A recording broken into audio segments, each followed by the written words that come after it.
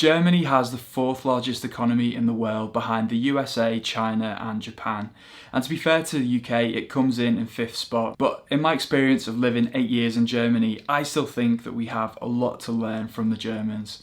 And today I want to run through 5 specific ideas that I think we could take from Germany and apply to the UK economy to make it much stronger. Believe it or not, the first point has nothing to do with productivity. It's actually to do with how centralised each of the two economies are. Did you know that London is responsible for 22% of the UK's GDP? But in pursuit of that status, governments across the past 30 to 40 years have sold off and stripped many other regions of their industries. And that means that access to many of the highest paying jobs across the UK is severely limited for many people. The Conservative government even once spoke about managed decline of Liverpool in private letters, which, as you can imagine, is still held in massive contempt by many on Merseyside. The fascinating thing about Germany is just how many of its cities and regions have booming industries in their own right. Following the Second World War, Germany was split up into the Soviet East and the Allied West, but Berlin sat right in the heart of East Germany. Germans always knew that they wanted to reunify at some stage in the future. So instead of choosing one of the other major cities like Munich, Frankfurt or Hamburg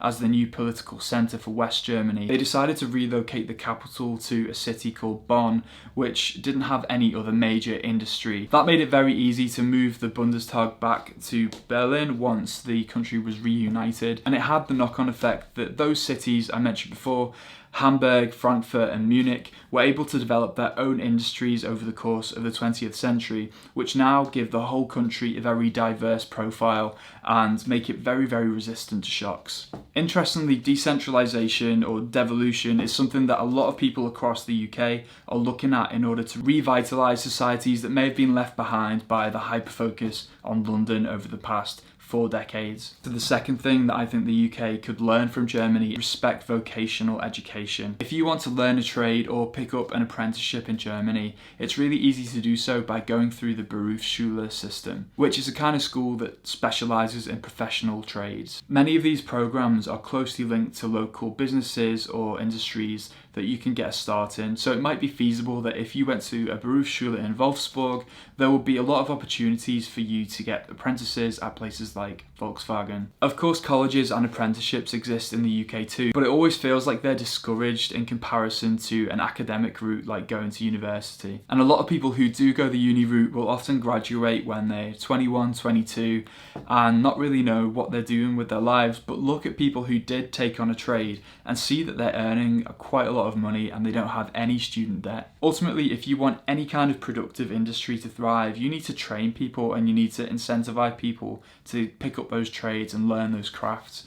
I don't think that we do that particularly well in the UK, and the cynic in me says it's because of the massive amount of money they're getting out of people from the student loan system. If you are English in particular, there's a good chance you paid £9,000 per year for your tuition fee. That means if you do a standard 3-year bachelor degree, you're going to be leaving university with £27,000 worth of debt. Contrast that to Germany, where tuition fees are essentially free, and you might feel pretty aggrieved at the debt you're going to be paying off well into your 30s and possibly 40s. That's because Germans consider higher education to be a public good and they're willing to fund it pretty much entirely from the state. Forgiving and abolishing student debt is one way that we can reduce the generational wealth gap. It also means that people can get on the housing ladder much quicker out of university and gives young people more spending power, which is obviously going to have a positive impact on the rest of the economy. But it doesn't stop there, because the average German has much lower household debt than people in the UK, and businesses are much less reliant on debt as well in order to make their businesses grow. Of course, national debt is a completely different question, and in my opinion,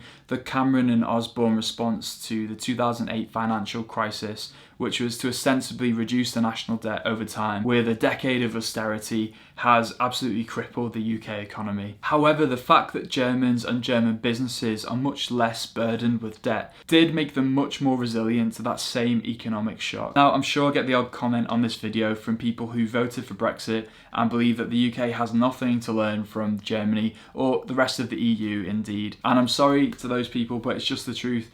The UK could learn so much from how outward looking looking Germany is. One of Germany's greatest thinkers, Thomas Mann, framed the German question as whether we should look for a German Europe or a European Germany. And that thought has been central to much of the European project ever since. Brexit's done now, and much of the negative consequences have been hidden by the COVID crisis. But if we really want the UK to be a modern economy that works for everybody, then we need to be open-minded, and we actually need to appreciate what other countries are doing well, and also look at some of the things they're suffering from and try to anticipate how we can avoid those pitfalls in the future. I know Germany isn't perfect.